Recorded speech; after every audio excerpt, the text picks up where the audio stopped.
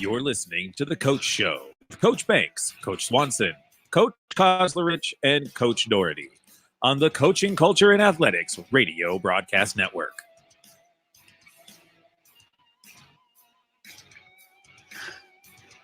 Sit back and enjoy the show.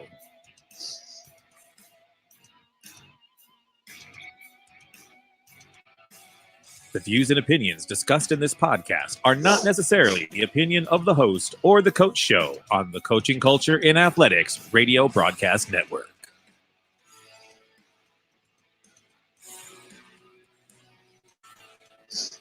Let's get it done.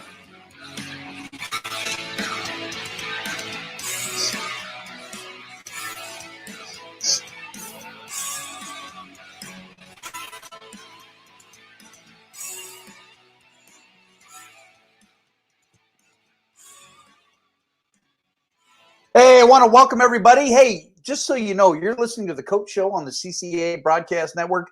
Tonight's show is sponsored by the book, The Mad Culture, Present in Athletics. It's written by author Charles Banks. Looking to become a sponsor of a growing organization or interested in joining our podcast team, email us at coachingcultureandathletics@gmail.com or message us via Twitter at CCA Culture or on Facebook, Coaching Culture and Athletics. Tonight, folks, you're in for a real treat. As we welcome back KHQA sports phenom, and I say phenom, and that's spelled with a PH, not with an F, Chris Duerr.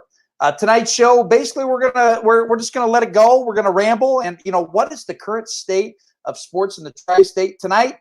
We are waiting on Coach Koslerich as he's using his Windows 98 computer, and Coach Doherty is at a wrestling banquet tonight. And I know Coach Doherty was so bummed, Chris, that he was going to miss the show tonight.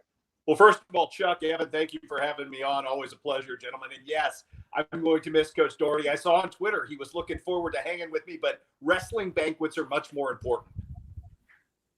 Yes, especially with all the accolades, and they've been working extremely hard up there in Fort Madison. Super proud of Coach Doherty, but super upset that Coach Koslerich is still using a Windows 98 computer. I was kind of stuck in that mode at work today, apparently. I tried to get a hold of you guys earlier and couldn't get through. So apparently he's not the only one, Chuck. Well, the state of whether it's technology or whether it's the coronavirus, we don't know what's going on. We don't know what's causing all these issues and all that sort of stuff. But you know what, Chris, it's been a while. I think it was the start of the fall sporting season when we had you back on last. But since then, man, you've been extremely busy, and I'm going to guess you have a ton of stories to tell. But just kind of let everybody know kind of how many hours a day are you working right now? This time of year, it's pretty much, it feels like around the clock. I'm not sure it is. I think we sneak some sleep in from time to time, but all of a sudden we've reached that really weird period, Chuck, where you're going and going and going for 5 months with the winter sports season, and it's wrestling and it's basketball every night. And this week the bottom dropped out, and it's like, okay, now what? And spring sports will be here soon enough, but there's that realization that you kind of plow forward through everything, especially, the last 2 weeks are kind of a scheduling purgatory because we're all over the place. I mean, we had somebody over in, the Kansas City area yesterday for the Monroe City basketball team. We had somebody in Moberly. I was in town with John Wood trying to play out the Region 24 basketball tournament. I mean, we were, and all of a sudden you realize that you're not going anywhere next week. And you had a bunch of teams lose that we didn't think would lose. And now you're trying to recalibrate and you go from, man, we've got a lot of stuff to try to figure out what are we going to fill with next week. So it's always something different in the business, which makes it fun and unique. And I don't know what day it is most days anymore. I have a schedule with everything written down. And, I know where I'm that day, but, if you ask me exactly specifically what day of the week it is, I'm not sure this time of year I can tell you. I know we had daylight savings today, and I lost an hour off my weekend. So that's about all I can tell you with any definite clarity at this point. Yes, and folks, I did read his Twitter, and he was really upset with the gods that that are out there that we had to push that hour ahead. Coach Koslerich, I'm glad to see you got that Windows 98 Dell computer all fixed up, buddy. All the difficulties, man. Technology. Oh man, it's so much fun. And Coach Kozlerich, this is Chris Duerr, man. He's an amazing guy. And if you want to talk about tri-state sports, this guy is. Do you remember a guy by the name of Ed Wilson? I think he was a weatherman. I think this guy's even more popular than Ed Wilson is in Des Moines. You guys are far too kind, I can assure you. And that popularity only extends like in imaginary places like Twitter and social media. At home, I can tell you there are days I'm plenty unpopular indeed. Oh, and that happens with us too. Trust me. Anytime you look at that. Now, here's an interesting facet. And this will be a fun question for you, Chris. And then I'll let. I know Coach Swanson has.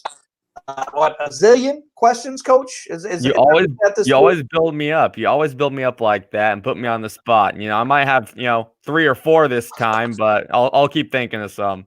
All right, here's a good one because this is coming from kind of a coach to somebody in the sports broadcast. What do you call it?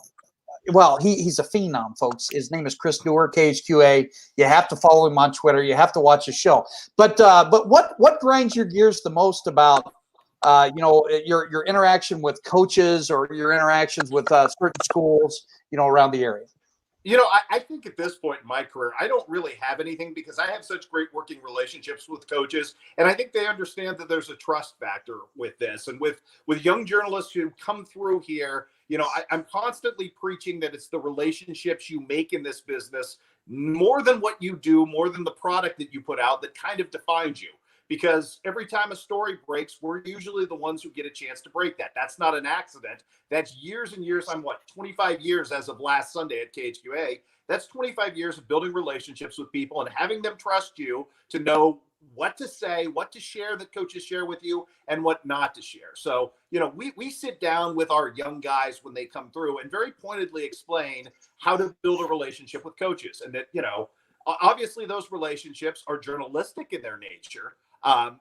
Because that's our job, but also those jobs have to be understanding of the fact that the coaches we're dealing with are not NFL coaches. You're not making $1 million salaries, that the rules are different. We ran into this earlier this year. I mean, I think we talked about it a little bit with, a coach who got a DUI. Is that subject to something that should be in the public record?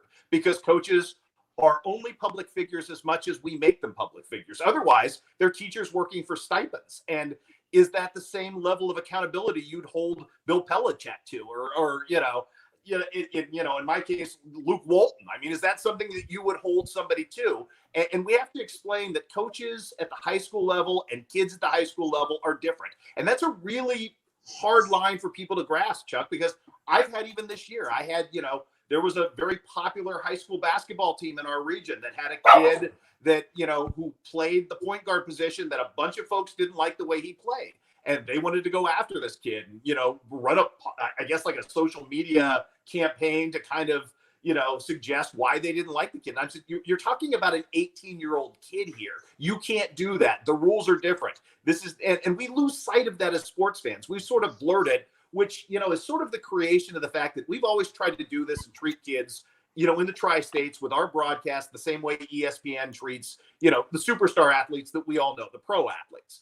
But you have to be mindful of the fact that it is in fact different, that kids are not subject to the same level of criticism that pro athletes are, because they're not being paid. They're not being held to that standard. And this is a really formative time in young people's lives. And the last thing you want to do, especially with all the, the issues that we have today, is to contribute to somebody's lesser demise. And so, there's a lot of responsibility in what we do in dealing with both players and coaches. And it's a teaching point. And it's not something, because we've all made mistakes in journalism and in coaching. And it's something that you have to kind of find your own line along the way. So I think, in my case, I hope I wouldn't make those mistakes anymore, but we're all human and fallible. But, the bottom line is to ensure that you have a working, respectful relationship with the people that you cover. And it always starts with that. So really, coaches treat us very well. And, we've gotten beyond, I think, in our era with the coaches that we deal with, we've gotten beyond coach speak. I mean, they'll tell you the things that they need to tell you that, have the rules of, not offending an opponent, not, respecting every opponent and all of those things on camera. But they're also nice enough to kind of give us insight, knowing that we're not going to, tweet out some secret game plan or film something that we're not. I'm always mindful of when I walk into a practice, hey, what do you want me to film? What do you not want me to film? Because I don't want to put you, over that line with somebody. So I think a lot of it basically is rooted in the same thing that all human relationships are, respect and, some form of empathy with the job that you do as coaches, and you having the same with us with the job we do as journalists. 100%. Now, just to give Coach Koslerich and Coach Swanson, an emphasis of 25 years, guys. I was 100 pounds. I weighed 100 pounds less. I only had one child, and I was very young. Anyway, I'm just gonna throw that out there. 25 years. I mean, Chris, if you were to look back at one moment out of those 25 years, other than your grandkids being born, what's the most significant thing that's happened to you in the last 25 years? I think for me, it's just, I think I look at it, Chuck, from a grander architecture of things. It's really cool to see kids I covered in the late 1990s and the years 2000 go into teaching and coaching. To me, that's one of the coolest and most salient things, even in administration. And to see really good kids kind of have found themselves through sports and want to be that mentor to the next generation. For me, that's just abundantly cool. And to be some part of, I guess, the telling of their stories, along the way, and to have had some influence in making the sports experience good enough for them that when they were players, that they wanted to share it and be a part of it. I think I'm always really touched by that when that comes back, or any compliment, is grounded in the fact that, hey, you had an influence on us. You told positive stories about kids, and that made me want to go back and feed back into the culture. Because, the proudest thing I am of anything that I've helped contribute to here in the Tri-States is that there's a definite culture. I mean, you guys in Southeast Iowa know things about kids in West Central Illinois and Northeast Missouri you otherwise wouldn't know if it wasn't for, tuning into us and tuning into Duerrisms and watching the podcast and all the different things we do. And the fact that there's back and forth, and the fact that when, a local school from whatever state is a part of a tri-state school and goes on a run, that everybody's interested in it, even if you've never seen that team in person, other than flickering highlights on television, people have an interest level. And I think that speaks to this culture. And, more than anything, Chuck, that's why I'm still here 25 years later, is that there's such a deep-rooted love for sports and love for kids by extension of that it makes the job fun and salient. And I've never wanted to go anywhere else, because I'm pretty sure it's not like this anywhere else. Yeah, I mean, it truly is amazing. Now, coming up from around that Des Moines, Iowa mentality, by the way, Coach Kaz, I love having you on. Do you have any questions for Chris that you might want to talk about, as far as either the state in sports, or any questions, that you might have for a media personality? And I have to say, he's a phenom. And I mean that. No, I think this is all great. It's a different perspective that you don't usually get. I think growing up, obviously whenever your name was in the paper, you were really excited. And it just seems like maybe in your eyes, I don't know what you've seen in those 25 years that's changed the most. I think there's way more in-depth coverage nowadays with high school sports. I think that, like you kind of said, you have a big following for that. And, I see local newspapers around here too that have huge followings. People go on just to look at their sports coverage. And I feel like that's a growing thing. And I don't know if that's something that you've seen or how you feel about that, I guess. I think the industry, first of all, media is changing so much, even as we sit here right now. It's changed by our cell phones. It's changed by the technology. It used to be that you had to rely on, your local sportscaster in the houndtooth sports coat, the toupee, and, exactly 6 o'clock to find out your national scores. You had to tune in to do that. It was all appointment television. And now, we get more people watching us on the web on their time than, actually when it's live and popped. So I think technology has changed a lot in the way we can cover sports. If we miss something, everybody in the world can be a journalist now by turning their iPhone sideways and shooting that big highlight and sending it to us. So, we've empowered everybody by way of their phones, by way of the technology. I think it's also become very specific. If there's something you specifically love, and I started sort of with this mindset when I got into the business almost 30 years ago when I was coming through college. I was going to do hyper-local sports because I was going to do something that had a niche that couldn't be filled anywhere else, because you could see the writing on the wall with pro sports and the way ESPN was going to devolve into like regional sports coverage with like the Fox Midwest and, you know, the specific places where you could go. And now I say this as a Sacramento Kings fan living in Quincy, Illinois. I can watch the Kings anywhere in the universe by my cell phone and get information better. So what can I do as a journalist who's trying to preserve my job? What can I provide that nobody else can? And so you've seen a lot more niche-y high school sports specific places that have done very well, because the thing that people love most in this world is seeing their kids on TV, or seeing their kids achieve, or seeing their neighbors' kids achieve, or their community achieve. So I think that's what's made us salient and relevant even to this day, is that same basic philosophy of giving people what they want, giving something they can't find anywhere else, and not trying to do, you know, I have 5 minutes for a sportscast. I'm not going to apportion it with 2 minutes of Iowa highlights and 2 minutes of Illinois highlights and a minute of Missouri highlights in that order this year, based on how bad college basketball has been in my beloved Columbia, Missouri. But, you know, I'm not going to do that when, you know, you can find all of that better for yourself anywhere else. So, you know, from my standpoint, I love the fact that the niche has grown. Now, you talked about, you know, the technology and the way things have changed. I also think we're seeing a great change in media, and the fact that media is becoming less relevant because some of the same things that we've talked about, the timeliness. You look at newspapers seem to be dying. And if you're a guy who's worked in television for 25 years, you're starting to see some of those changes come as well. Some of the same things that apply to newspapers, that people are watching less and less television, and people are watching, you know, people are streaming their entertainment more than they're, you know, taking it from their television prime time in the way they did. So, you know, the trick to all of this is evolving with whatever changes. I never in my life thought I'd have a cell phone, and I never in my life thought I'd be on Twitter, you know, and these are things that I've had to evolve with, because they've become really effective tools for delivering information. Yeah, I remember when Osama bin Laden was killed. You know, that's the first major news event I can remember in my life that I got the news, not from CNN, not from an emergency bulletin on, you know, on TV, but from social media.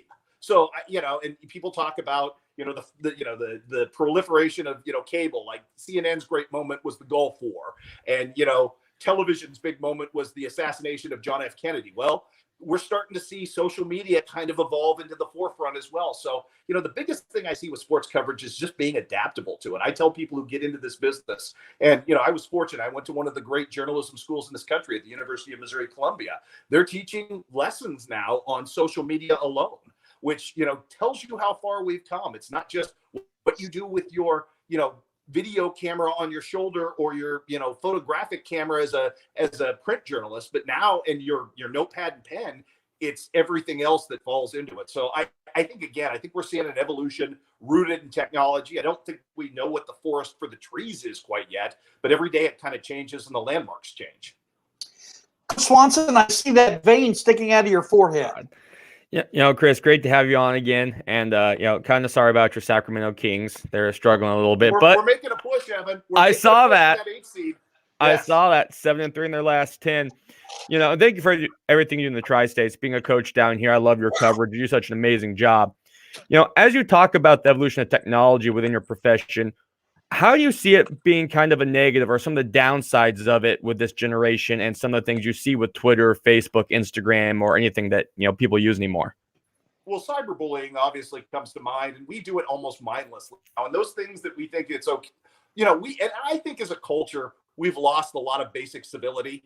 And, you know, you go to a pro game, and I've been guilty of this as much as anybody, because there are NBA stars that I'm not particular fans of. And, you know, you lose your mind in a moment. You say things you wouldn't say to another human being. And ordinarily that would just be a din voice in the crowd. But now with social media, you can actually at people. And, you know, I think that, and not just pro athletes, high school kids, college kids, and nobody should be subjected to that. And yet we don't think about it. You know, the biggest thing that drives me crazy in this world is that there are 40 and 50-year-old men who assail 18-year-old kids for their college choice that they're going to make to play sports, as if it matters more to the older person who's an alumni than it is the kid who's actually making his decision.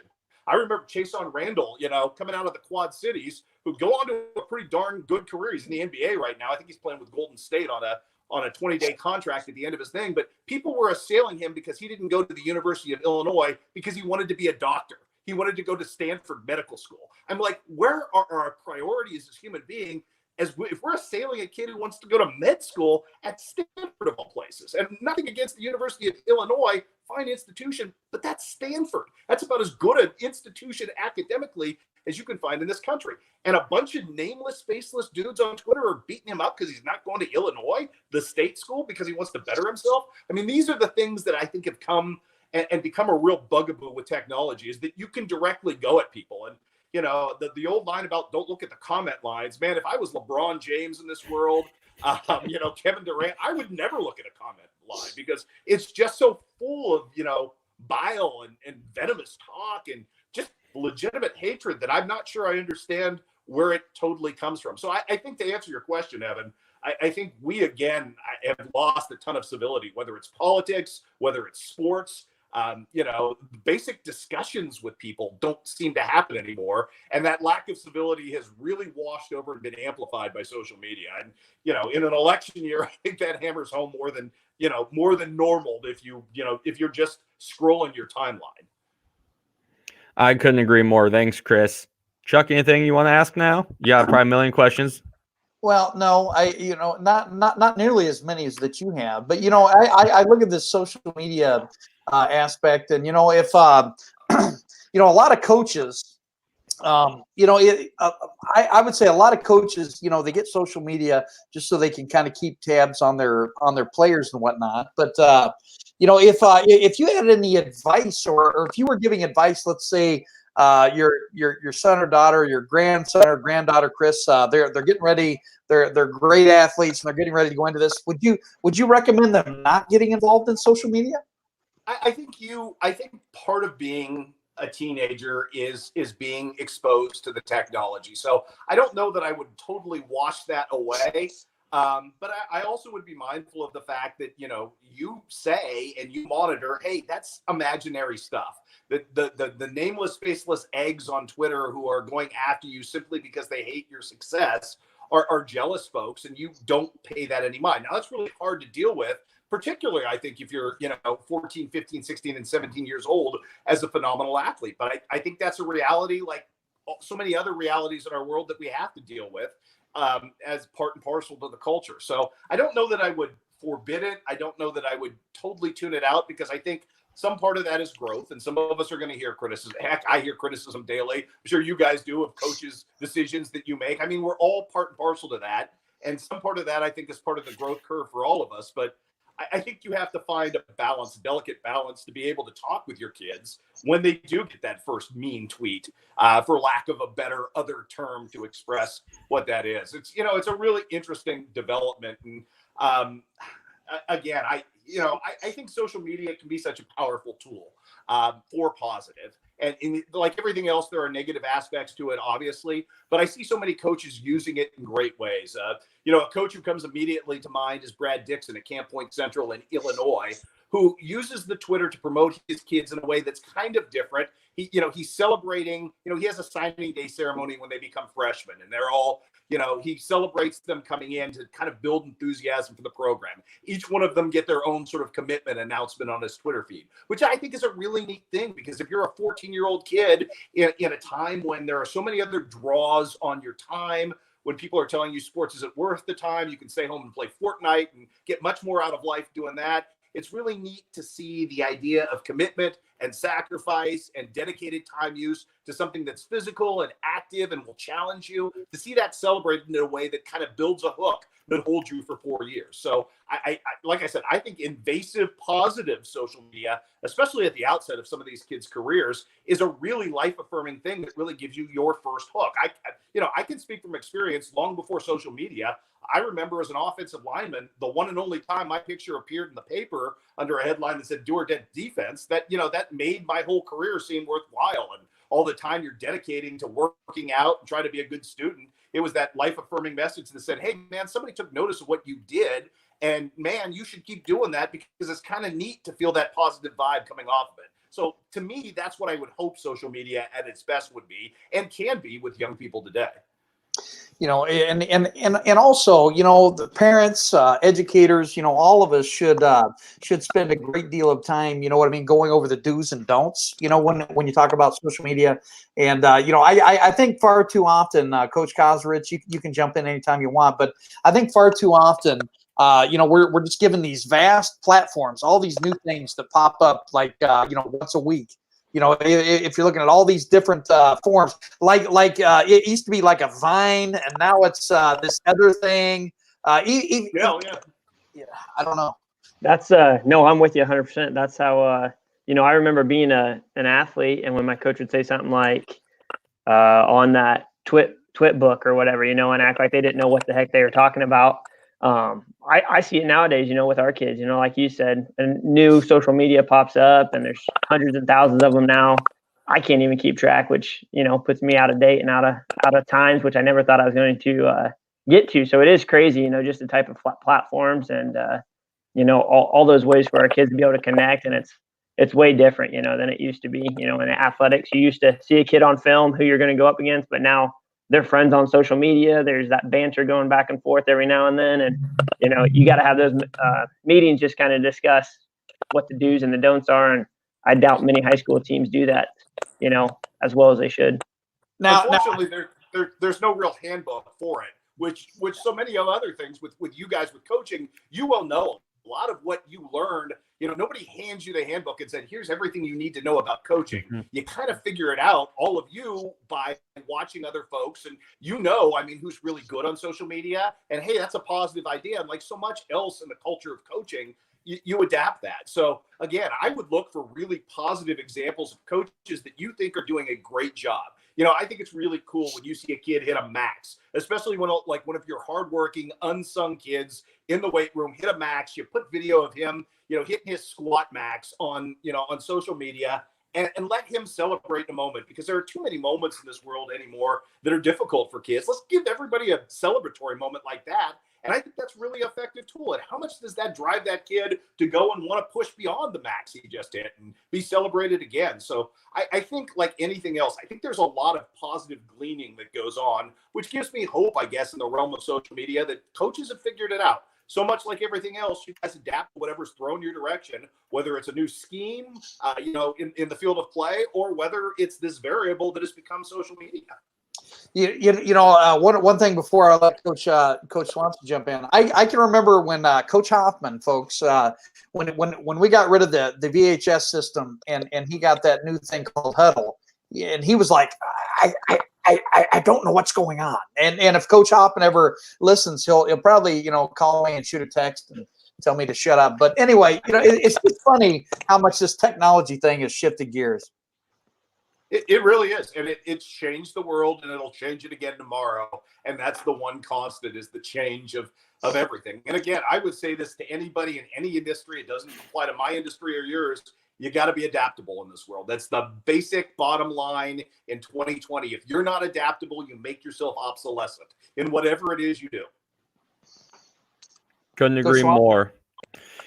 Chris, I want to shift focus just a little bit. You've had a busy few months, from, fall seasons till now. Are there just any great underdog stories, programs, teams, players, coaches, blowing people out of their expectations, anything that you've seen this year?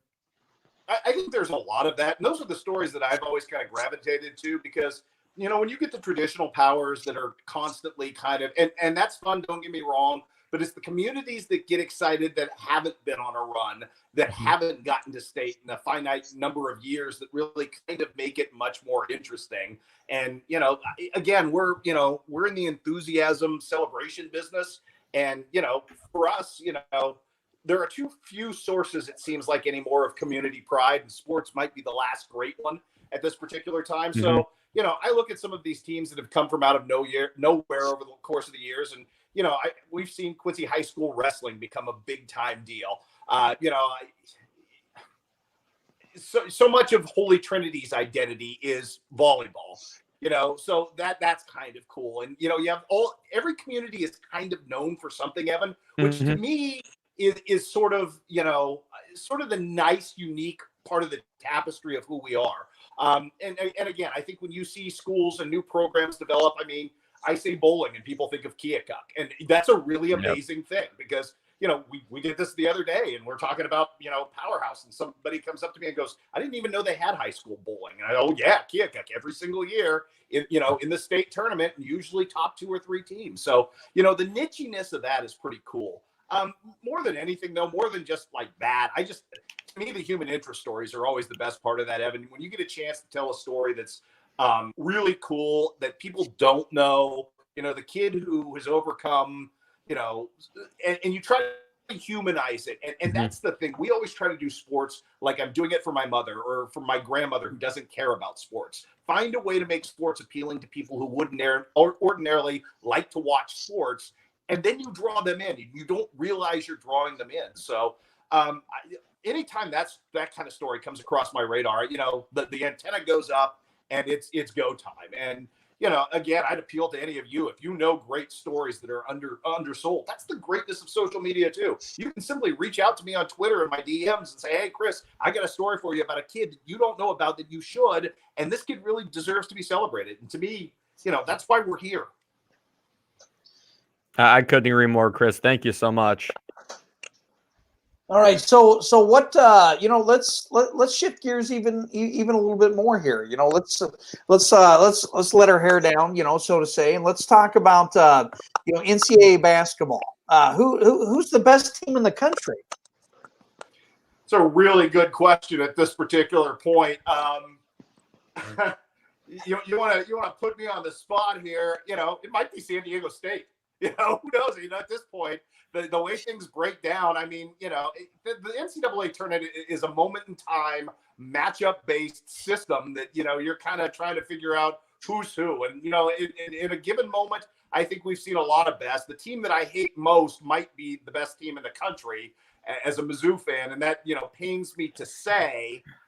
So I'm not going to acknowledge they exist or what their name is or who they are, but they can be found just to the west of the fine state of Missouri. I don't know. I think it's going to be a really interesting tournament. I think there are probably 4 fantastic super teams out there. And then I think there's another 5 teams who can win it. And I'm anxious to see what the draw is before I stake myself to anything on the NCAA tournament. But I think it's going to be a fun tournament. I think it's a unique year. And I think, if you just watch the Big Ten and some of the back and forth that's taken place this year in the Big Ten with those teams and, the emergence of Illinois. And when Illinois is good, they're fantastic. And when they're not good, they lose to Missouri. And you look at Iowa and just how unique and interesting this Iowa team is. And, who knew that Iowa would probably have the best player individually in the nation this year? Mm-hmm. So, I mean, there's a lot of weird, fun things going on in basketball that don't fit the conventional, hey, Duke's going to win it all mold, which I think makes this a fun season going into the tournament. And I'm not saying that as a guy who works for a CBS station, but I am saying that as a guy that works for the CBS station. It's a tournament that's and I know people get their coverage from different places now because you can go to any of the CBS platforms of families and watch any games you want, which is another way technology is great. I used to remember looking at the bracket and hoping against all hope my team would be on the one CBS network station we had, and now you can watch whatever game you want at any time. So I think the tournament's gotten more fun in that aspect as well, speaking as an old guy looking backwards at old technology. Now, I have to jump in first, Coach Swanson, and I know you want to. Okay, I'm going to say that as long as Iowa doesn't have Michigan State or Purdue, to worry about, they're going to be in pretty good shape. I'd agree. Although I'm a guy who still holds a long grudge against Matt Painter and Purdue for pulling the little job they did with the Mizzou job and kind of using it to his better advantage to get a better deal at Purdue. So. If Iowa would ever like to avenge that loss to Purdue, and I know that was ugly the other night, but I would be all for it as a non-Iowa fan. I would totally support that Hawkeye platform here and now.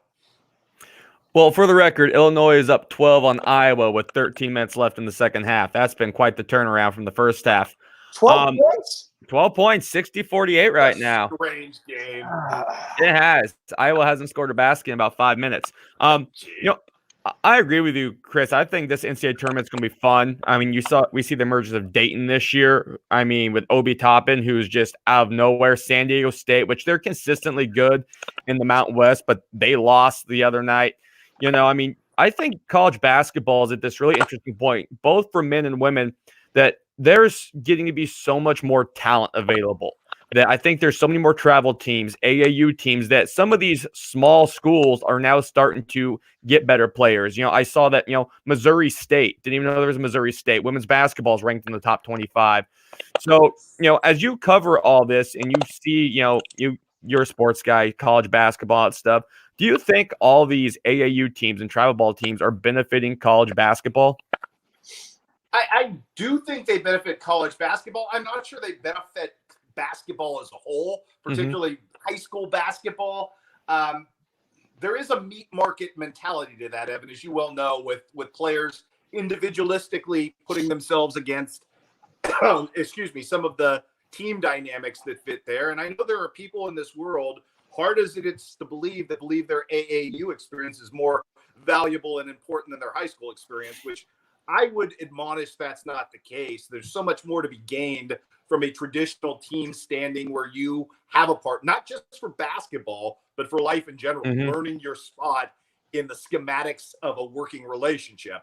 I'm troubled by some things I see in AAU basketball. I'm sure you more than me, sir, as a purist and somebody who coaches the sport. But, I do think that the level of basketball is a lot more universally good. You touched on Springfield, Missouri, and not knowing about, Missouri State.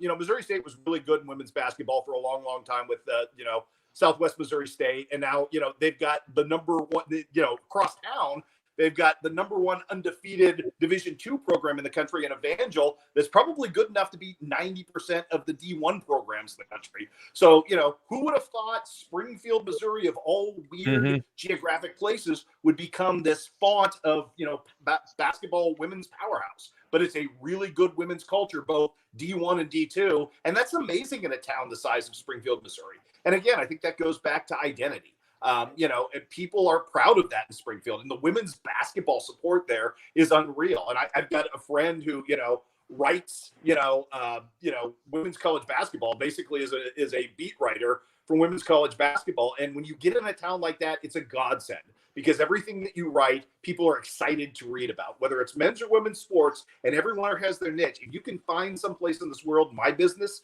where the culture feeds back at you and consumes at a high level, an enthusiastic level, what you do, that's a godsend. I mean, that makes the job fun. I couldn't agree more. That's great, Chris. Thank you.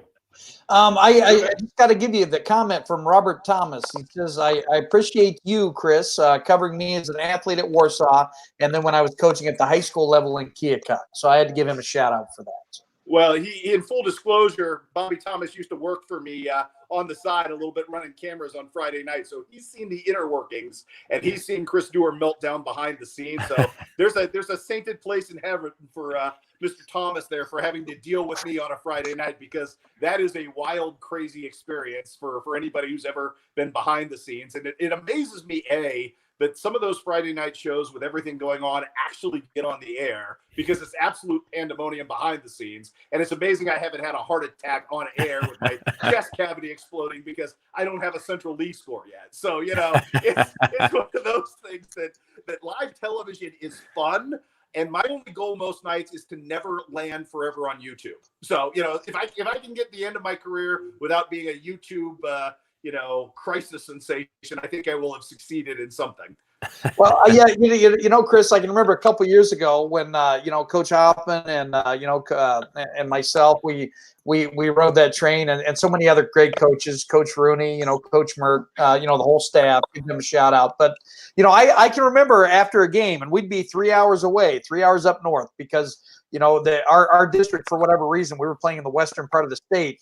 And I would shoot you a text, I don't know, probably at 10:15. And I'm sure you were like, oh, great. Finally, Chuck's sent me something. That's usually my default. Only I guarantee you I didn't say, oh, great. Right. Hey, Robert, Mr. Thomas, call me. I would love to hear some stories on, Chris Duerr. Wait, he signed one of those non-disclosure. Those non-disclosure agreements. He can't say anything about me to anybody. Oh man, we got 5.5 minutes left, and this show Okay. goes by so fast when you're on. Now, let's just throw this out there. If you had your choice, of any sporting activity, and I'm going to guess that you're a fan of all of them. Which one surprises you the most?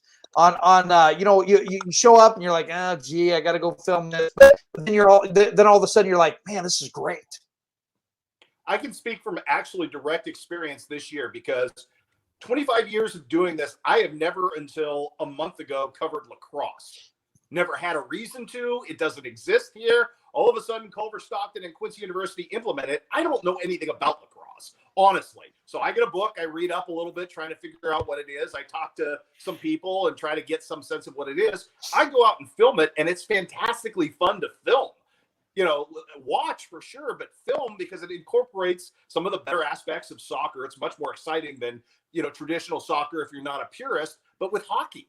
And to me, I've always enjoyed putting a camera on my shoulder and shooting as much as anything. And I know people in my business want to get away from that. They want to get to a market where they don't have to carry their own camera and they have a bunch of lackeys working with them, so they don't have to do it. For me, it's always been fun just to have the camera. And, modesty aside, I think I do a pretty good job shooting, and I've always prided myself on that. It's the one form of art I guess I have in my world is being able to be a videographer. And, for me to pick up that really small ball that's tough to see, it's like nothing makes me happier than like when I can film a golf shot and film the ball from the tee all the way to the green and it lands 2 inches in and it looks like, CBS Sports did it. So with lacrosse, it was like that challenge was something I'd never done before. It was super cool and I had a great time. And I don't know about the old adage about old dogs and new tricks, but I enjoyed the heck out of it. So yeah, and that's part of it, Chuck. The other thing I don't think it gets mentioned enough is, every time we have a season,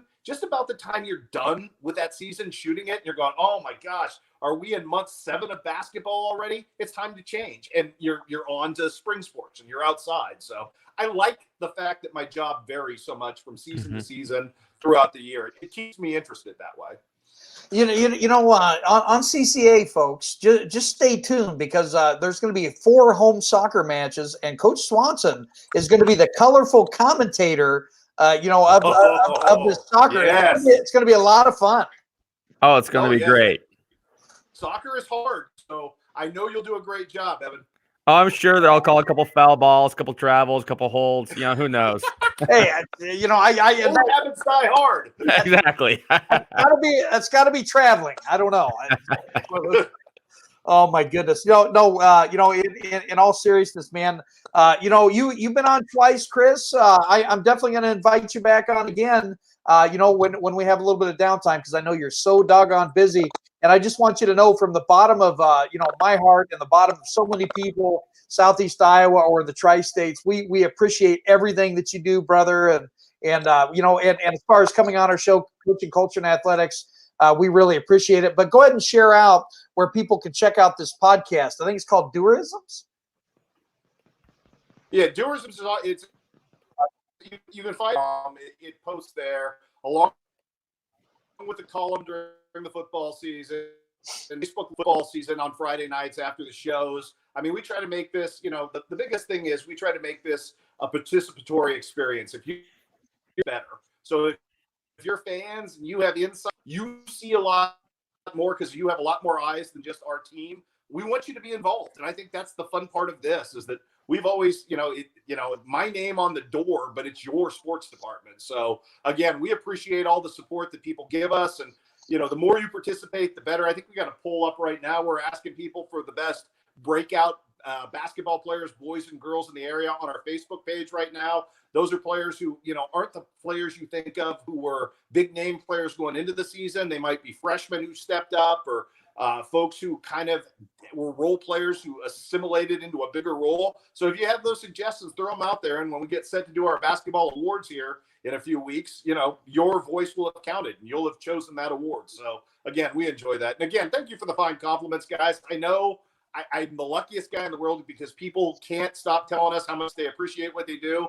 But, you know, at the end of the day, I'm not doing anything particularly special or that I don't love. So to have a job where you're appreciated for doing something you love and people are so kind to you, I mean, it makes living here in the Midwest such a great experience and so much fun for me. And, you know, the fact that we get to serve such wonderful people here in the Tri-States is the biggest part of all of this, because, you know, it's about you. It's not about us. Yeah, and that's what I appreciate, man. Just so everybody knows, this Wednesday night I have a special Wednesday night show. The coach show we're going to be having on Ryan Hodges, Cancer to Champion. Check us out, and we'll see y'all on Wednesday evening, 7 p.m. Central.